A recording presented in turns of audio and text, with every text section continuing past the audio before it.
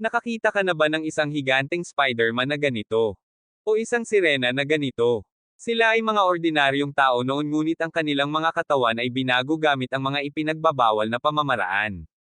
Matapos ang mga pagbabago sila ay nagbagong anyo sa iba't ibang mga dambuhalang nilalang at sumali sa larangan ng digmaan. Bawat isa sa kanila ay nagtataglay ng mga kapangyarihang maihahambing sa mga Diyos. Tinawag sila ng mga tao na imitation divine weapon. Ito ay digmaan sa pagitan ng dalawang bansa, ang Southern Kingdom at Northern Kingdom. Ang Southern Kingdom na nagtatanggol sa kanilang lungsod ay mahusay na nilagyan ng masaganang firepower dahilan upang umatras ang umaataking Northern Kingdom. Nahaharap sa malagim na sitwasyong ito, ang mga sundalo ay nahulog sa kawalan ng pag-asa. Biglang lumitaw ang isang grupo ng mga tao na nakasuot ng puting damit. Dumating sila ng direkta sa ilalim ng mga pader ng Southern Kingdom sa ilalim ng utos ni Captain Hank. Ang mga kasamahan sa koponan ay nag-transform sa kanilang mga porma ng labanan. Ang dating hindi mapanalunan na labanan ay naging isang mapang wasak na tagumpay sa kanilang paglahok. Ang matataas na pader ay naging libingan para sa hukbo ng Southern Kingdom. Lumabas na lahat, sila ay modified imitation divine weapons. Tinawag din sila ng mga tao na tagapagligtas ng bansa. Gayunpaman, hindi nila napansin na ang mga pattern sa kanilang balat ay tumataas hanggang sa ang unang miyembro ng koponan ay nagsimulang sumailalim sa mystification. Pagkatapos ng labanan, ganap na nawala ng kontrol si Harry na naging isang ahas na may tatlong ulo. Nagsimula siyang magpakawala ng knuckle-alasong gas nang hindi nakikilala ang kaibigan at kalaban na pinatay ang lahat ng kalapit na sundalo. Napagtanto ni Captain Hank noon na ito ay isang side effect ng mga pagbabago sa katawan. Sa sandaling iyon, isang cannonball ang tumama kay Harry na nagpatomba sa kanya. Nang magkamalay si Harry, naunawaan niya ang mga pagkakamaling nagawa niya. Pinili niyang wakasan ang kanyang buhay. Dahil sa kaganapang ito, nakikita ng lahat ng miyembro ang kanilang sariling potensyal na kapalaran kay Harry. Ang imitation divine weapons na dating tinaguri ang pag-asa ng bansa ngayon ay bumagsak na ang kanilang moral. Sinabi sa kanila ni Kapitan Hank na kahit na ang dahilan ng pagkawala ng kontrol ni Harry ay hindi pa rin alam, hindi sila nag-iisa. Kung ang sino man ay mawalan muli ng kontrol sa kanilang katawan, personal niyang lutisin ang sitwasyon. Inaasahan niya na ang bawat kasama sa koponan ay maaaring mamatay habang pinapanatili ang kanilang kamalayan ng tao. Ipinagpatuloy nila ang kanilang pagsalakay sa kuta ng kalaban. Gayunpaman, sa mga sumunod na laban, maraming mga kasamahan sa koponan ang nagsimulang magpakita ng mga palatandaan ng mystification. Si Elaine na bumuo ng teknolohiyang ito ay hindi makahanap ng paraan upang mailigtas sila. Panapanahon lang niyang maantala ang paghahayupan ng kanilang katawan. Inihayag ni Hank na sa susunod na araw ang huling labanan upang makuha ang kabisera ng kalaban. Gayunpaman, ang mga mukha ng mga miyembro ng koponan ay kulang sa kagalakan na mayroon sila noon. Upang mapalakas ang kanilang moral, nagpasya si Hank na ipahayag ang kanyang nalalapit na kasal. Hinimok niya ang lahat na bumalik ng buhay at makiisa sa kanilang kasal. Ngayon nagkaroon ng bagong pag-asa ang lahat ng miyembro ng team. Ngunit noong gabing iyon, ipinaalam ni Elaine kay Hank na natapos na talaga ang digmaan. Ang dalawang bansa ay lumagda sa isang kasunduan sa kapayapaan, ngunit ang kondisyon ay para sa Northern Kingdom na abandonahin ang imitation divine weapons Legion. Pagkasabi nito ay luhaang binaril ni Elaine si Hank. Hindi naiintindihan ni Hank hanggang sa kanyang kamatayan kung bakit lahat ng ginawa niya at ng kanyang mga kasamahan sa koponan ay nagresulta sa pagkakanulo ng kanilang sariling bansa. Sinabi sa kanya ni Elaine na ang mga naging imitation divine weapons ay tuluyang mawawala ng katinoan at magiging mga halimaw. Sinubukan niyang gumawa ng lunas para sa mga ito, ngunit hindi niya mahanap ang dahilan ng pagiging hayop ng kanilang katawan. Sa makatuwid, ang pagpatay sa kanila ay ang pinakamapagpasyang desisyon. Ang pinakamalungkot na bagay sa mundo ay ang pagpatay sa iyong mga mahal sa buhay gamit ang iyong sariling mga kamay. Pagkatapos humingi ng tulong si Elaine kay Vice Captain Kane na magsagawa ng planong alisin ang lahat ng imitation divine weapons sa pamamagitan ng pagbaril sa kanila gamit ang mga espesyal na idinisenyong bala. Maaari silang mamatay ng walang sakit. Ang lahat ay tila na ayon sa plano, ngunit biglang pinili ni Kane na ipagkanulo sila. Siya mismo ang pumatay kay Dr. Si Elaine ang nagbigay sa kanila ng kanilang mga superpower. Gayunpaman, hindi namatay si Hank. Nakaligtas siya dahil sa kanyang malakas na kakayahan sa pagbabagong buhay. Ngunit nang magising si Hank 6 na buwan na ang lumipas matagal nang natapos ang digmaan at ang kanyang mga kasamahan ay nakauwi na sa kani-kanilang bayan. Gayunpaman ang ilan sa kanila ay nagsimulang mawala ng katinoan na nagdulot ng malaking pinsala at casualty sa bansa. Ang mga dating pinarangalan bilang tagapagligtas ng bansa ay naging hinamak na nilalang. Hindi matanggap ni Hank ang alinman sa mga ito at hindi nakalimutan ang kanyang pangako sa kanyang mga kasamahan sa koponan. Sa pagkakataong ito nagsimula siya sa isang paglalakbay upang personal na tulungan ang kanyang mga kapatid na nawala ng malay na makahanap ng tunay na pagpapalaya sa kabilang panig.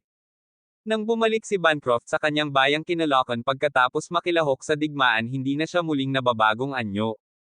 Hindi makapaniwala si Nancy. Ito ang kanyang ama. Isang sundalo sa malapit ang nagdala ng salamin at pocket watch ni Bancroft, mga simbolo ng kanyang pagkakakilanlan. Ngunit hindi pa rin makapaniwala si Nancy hanggang sa marahang hinawakan ni Bancroft ang kanyang noo. Naramdaman talaga ni Nancy ang kanyang pagmamahal bilang ama. Unti-unti niyang tinanggap ang kasalukuyang estado ni Bancroft at bumalik ang mga alaala ng kanilang nakaraang buhay. Noon sila ng kanyang ama ay magkasamang namamahala sa isang orphanage. Bagaman hindi maunlad ang kanilang buhay, nakasama nila ang mga bata at ang kanilang buhay ay napuno ng kagalakan. Ngunit nang dumating ang digmaan, maaari lamang nilang suportahan ang kanilang sarili sa pamamagitan ng pagkain ng mga kabute. Sa hindi inaasahang pagkakataon si Bancroft ang napili ng gobyerno para maging super soldier basta sa front lines. Nangako ang pamahalaan na magbibigay ng tulong na pondo sa nayon at ampunan Bancroft upang mailigtas ang mga taga-nayon. Hindi pinansin ang dissuasion ng kanyang anak na babae, piniling magsundalo. Lahat ng mga taga-nayon ay nagpapasalamat sa kanya. Ngunit walang makapag-isip na sa kanyang pagbabalik siya ay magiging isang higanteng dragon. Bagamat hindi na tao si Bancroft, siya pa rin ang bayani ng buong nayon. Ang mga bata sa mga susunod na araw tutulungan ni Bancroft ang lahat sa gawaing bukid at dadalhin niya ang mga bata upang mamitis ng mga prutas mula sa matataas na lugar. Dadalhin pa niya ang mga ito na lumilipad ng libu-libong metro sa kalangitan.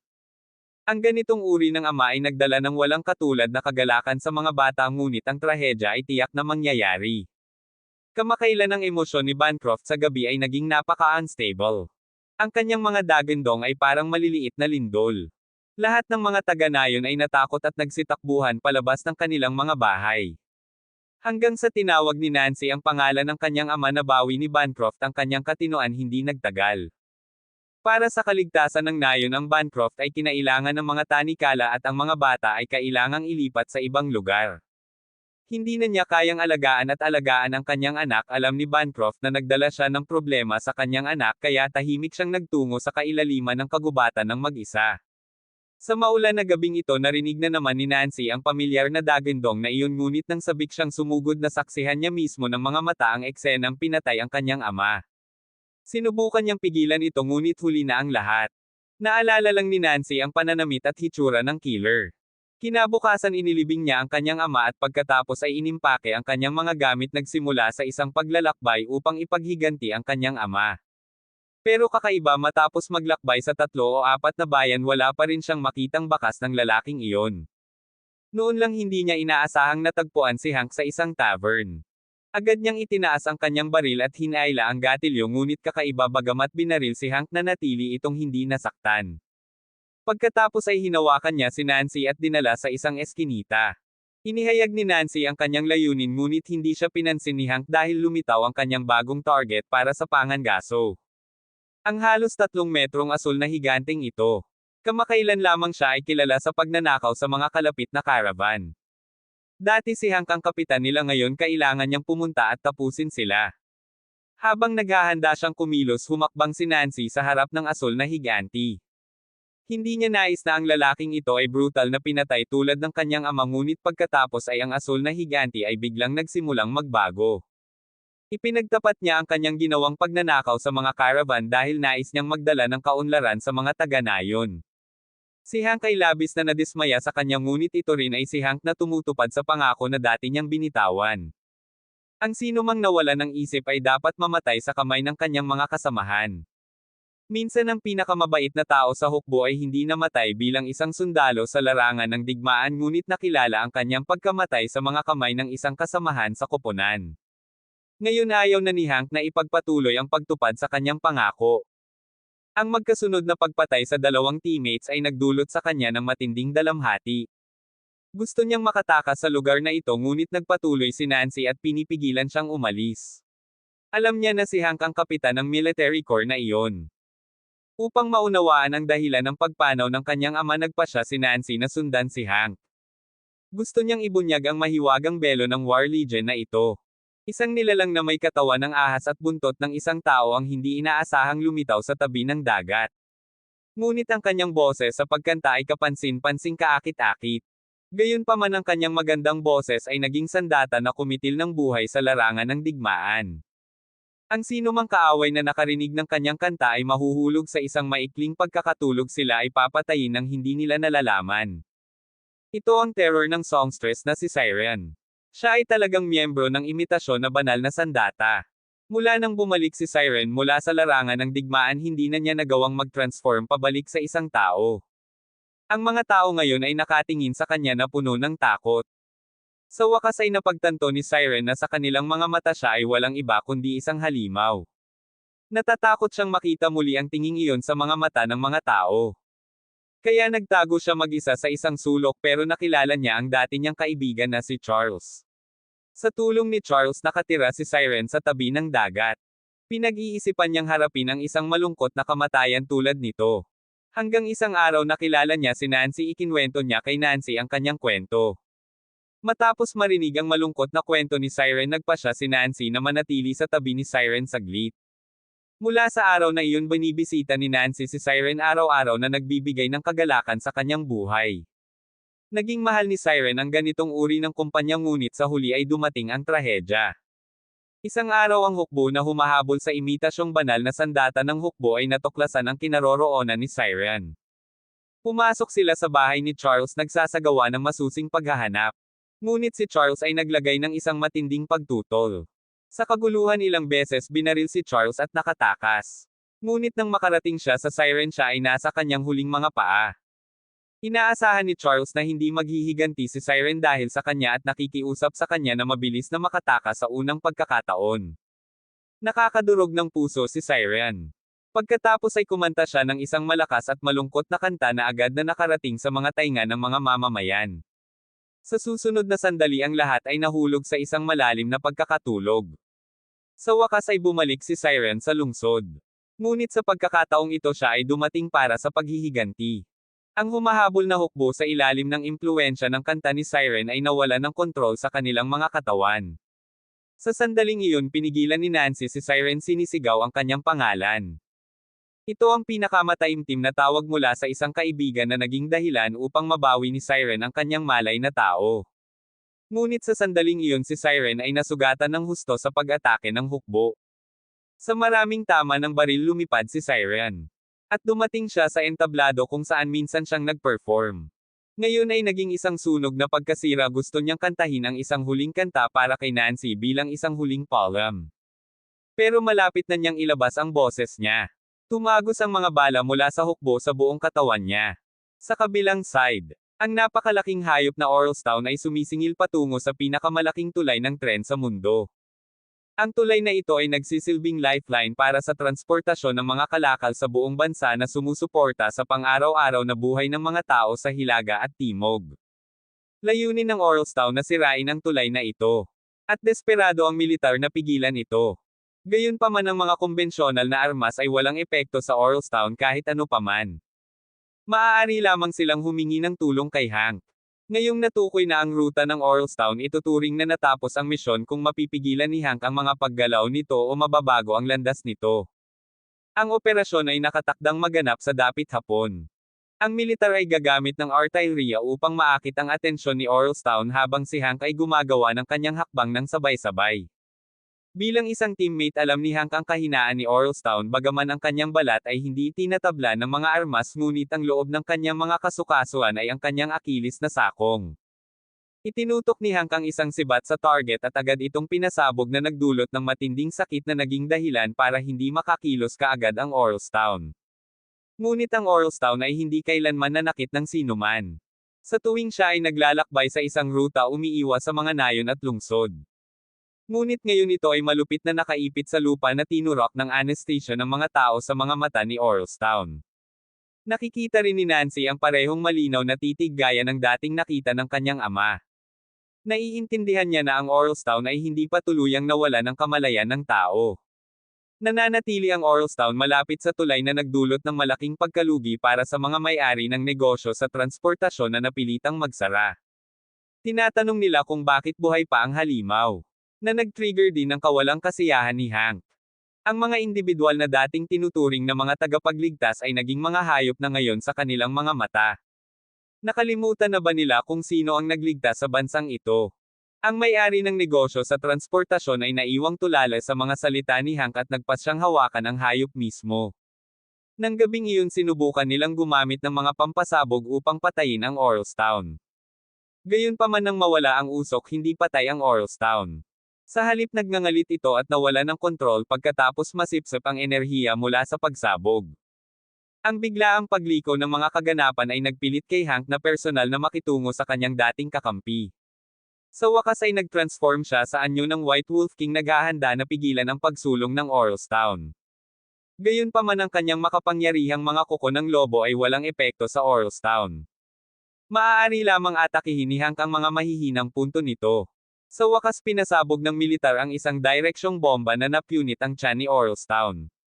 Sa kabila ng malubhang pinsala ang Orlstown ay patuloy na sumusulong na hinimok ng isang hindi maipaliwanag na paniniwala.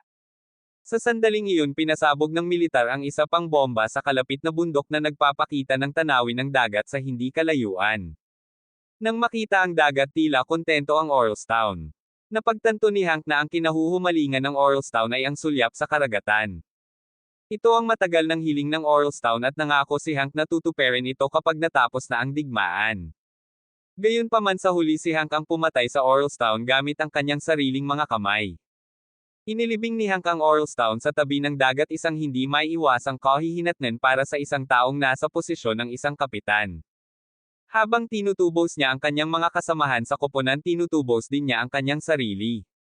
Ang walang buhay na katawan ng isang babae ay malupit na isinabot sa pader ng lungsod bilang isang pampublikong pagpapakita. Ang nakikitang mga marka ng kuko sa kanyang tiyan ay nagsilbing paalala ng kalupitan na ginawa sa kanya. At ang dahilan sa likod ng kasuklam-suklam na pagkilos na ito ay dahil siya ay isang prostitute sa kalye na nagpupumilit na mabuhay. Ang tanawin ay nag-iwan sa mga nanunood na nanginginig sa takot. Ito ang madugong eksenang nakasalubong ni Hank at Nancy sa kanilang pagdating. Noon lang may sumulpat na batang lalaki at sumigaw na ito ay gawa ng demonyo sa simbahan. Agad na lumapit si Hank para tanungin ang sitwasyon. Pagkatapos ng ilang minutong pakikipag-usap sa bata naging maliwanag na ang kanyang pinakamasamang takot ay nagkatotoo. Lumabas na ang kamakailang sunod-sunod na kakilakilabot na mga pangyayari sa bayan ay ang kagagawa ni Gaia. Isang dating subordinate ng Hank si Gaia ay nagtataglay ng pambihirang katangian ng isang stone gargoyle na may hindi maarok na kaliskis at mga pakpak na nagbibigay daan sa mabilis na paglipad. Noong nakaraan si Gaia ay isang taong may malakas na katwiran at nagsilbi bilang pinagkakatiwalaang katulong ni Hank sa militar. Gayunpaman ang kanyang dinatitinag na pakiramdam ng hustisya ay nabaluktot na ngayon hanggang sa halos maging masama. Tumingin ang bata kay Hank na may pag-asa na mga mata nakikiusap na patayin niya ang demonyo. Si Lisa na naruroon ay yumuko at tinanong ang bata kung bakit sabik na sabik siyang makitang patay ang gargoyle. Bilang tugon biglang pinunit ng bata ang kanyang damit at tumakbo palayo. Nais ni Nancy na hanapin muli ang bata para mangalap ng higit pang impormasyon habang si Lisa na nakabawi sa kanyang katinoan ay nakatanggap ng utos mula sa kanyang mga nakatataas na bumalik sa militar. Sa sandaling iyon natagpuan ni Nancy ang bata at nakinig sa kanyang kwento. Lumalabas na ang kanyang matinding pagkamuhi sa bayani ng digmaan ang imitasyong banal na sandata ay nagmula sa katotohanan na ang kanyang ina ay pinatay ni Gaia na naging isang gargoyle na bato. Kahit na ang ina ng bata ay nakagawa ng maling gawain sa mga mata ni Gaia na hinimok ng kanyang matinding pakiramdam ng hustisya anumang paglabag anuman ang laki nito ay isang malaking kasalanan. Upang kumbansihin si Nancy sa kanyang mga salita ang bata ay nagnakaw ng isang mansana sa isang kalapit na stall at tulad ng inaasahan agad na nagpakita si Gaia at binibigkas siya ng hatol na kamatayan. Natitiyak ni Nancy na nawala na ang kanyang pagkatao at sinubukang mga tuwiran sa kanyang ngunit na natiling hindi tumutugon si Gaia. Sa kabutihang palad dumating si Hank sa tamang oras gayunpaman sa kanyang anyo ng tao si Hank ay hindi katugma para kay Gaya kaharap ang kanyang dating kapitan. Nagpalitan ng simpleng pagbati si Gaya at pagkatapos ay inutusan si Hank na pumunta muli sa simbahan sa gabi. Matapos ay settle si Nancy at ang bata sa isang hotel nag-iisa si Hank para harapin ang hamon hindi mapakali hindi makatulog si Nancy sa pagbangon niya natuklasan niya na ninakaw ng bata ang kanyang hunting rifle malinaw na wala na siya. Sa simbahan upang humingi ng paghihiganti para sa kanyang ina. Samantala dahan-daang pumasok si Hank sa simbahan na papaligiran ng baho ng dugo at nakikita ang hindi mabilang na mga bangkay ang kanyang galit ay sumiklab habang nagpupumilit na maunawaan kung paano ang dating kabayanihan ay naging isang mamamatay tao na demonyo. Agad na naglunsad ng pag-atake si Hank at ang dalawang magkatugmang kalaban ay nakibahagi sa isang matinding labanan gayunpaman umaasa sa kanyang malawak na karanasan sa pakikipaglaban nakakuha si Hank ng kaunting kalamangan. Kung paanong ganap na nakontrol ni Hank si Gaya isang bala ang tumago sa katawan ni Hank ito ang espesyal na ginawang bala ni Elaine na idinisenyo upang kontrahin ang imitasyon ng mga banal na sandata. Si Hank ay bumagsak sa lupa mahina at walang lakas sa sandaling iyon dumating ang batang lalaki na nagnakaw ng baril kahit na ang kanyang pagbaril ay hindi nakuha kay Gaya binili niya si Hank ng ilang sandali. Dahil sa kawalan ng bantay si Gaya ay mabilis na natalo ni Hank sa isang welga si Gaya na nabibigatan sa bigat ng kanyang pangit na pakiramdam ng hustisya sa wakas ay nakatagpo ng kal-iwan at maaaring umalis sa mundong ito. Noon lang muling lumitaw ang matagal nang nawala na Vice Captain si Kane kasama niya si Visa ngayon ay nag-transform siya bilang isang higanteng Spider-Woman at inagaw si Nancy nagpadala si Kane ng imbitasyon kay Hank pagkatapos ay umalis kaagad. Samantala si Nancy na nahuli ni Visa ay nakatali sa isang upuan ilang sandali pa dahan-daang pumasok si Visa pinahaba ang kanyang mga spider legs pinunit niya ang damit ni Nancy na may balak na ipahiya siya. Samantala isang auction ng mga banal na hayop ang nagaganap. Sino mang handang magbayad ng mataas na halaga ay maaaring mag-uwi sa kanila bilang mga alagang hayop. Isang mayamang individual ay nag-alok lamang ng isang malaking halaga upang bumili ng isang ngunit sa susunod na sandali sila ay nadurog ng isang napakalaking hayop at ang nagsimula ng lahat ng ito ay ang vampirang si Kane na nag-organisa ng auction. Dahil tinalikuran na sila ng bansa noon kaya naman nakipag-ugnayan si Kane sa mga kasamahan niya na ginawang halimaw para gumanti. Nilayon niyang patayin ang lahat ng elite ng bansa at magtatag ng imperyo ng kanyang sarili. Sa isang iglap ang buong salo-salo ay naging isang madugong salo-salo kasama ang mga halimaw na nilalang na nagpipieste sa mga tao. Sa sandaling iyon sa wakas ay lumitaw si Hank handang itigil ang lahat ng ito at hindi maintindihan ni Kane kung bakit gagawin iyon ni Hank, isang bagay dahil ang bansa ay tinalikuran na sila basta-basta. Pagkatapos dumating ang militar ng bansa sa pinangyarihan isang espesyal na puwersa na partikular na nagtipon upang harapin ang mga halimaw na nilalang na ito. Si Kane ay tumayo sa isang plataporma at nanunood hindi niya namalayan na ang huling taong pumihil sa kanya ay ang kanyang sariling kapatid na si Claude. Nagpadala si Kane ng dalawang malalakas na halimaw para sumalakay kay Claude sa kabutihang palad dumating si Hank sa tamang oras upang iligtas si Claude. Sinimulan ng mga sundalo na ito ng kanilang lakas sa pag-atake kay Kane ang kanyang buong dibdib ay tinusok at sinamantala ni Hank ang pagkakataon at naglunsad ng isang paputok na pag-atake. Ngunit para kay Kane ang gayong pinsala ay hindi kaya ng pagpatay sa kanya kahit sa kanya ang itaas na bahagi ng katawan ay nawala hanggat ang kanyang dugo ay nananatili maaari niyang baguhin ang kanyang katawan at muling mabuhay. Muli sa puntong ito sinuspinde ni Kane si Nancy sa bulwagan na nagbabalak na patayin siya sa harap ni Hank na nakagapos ng sutla ng gagamba ni V ay maaaring panoorin lamang ng walang magawa habang binaril at pinatay si Nancy. Sa sandaling iyon bilang bumagsak si Nancy sa lupa hindi naiwasang maalala ni Hank ang imahe ng pagkamatay ng dati niyang kasintahan.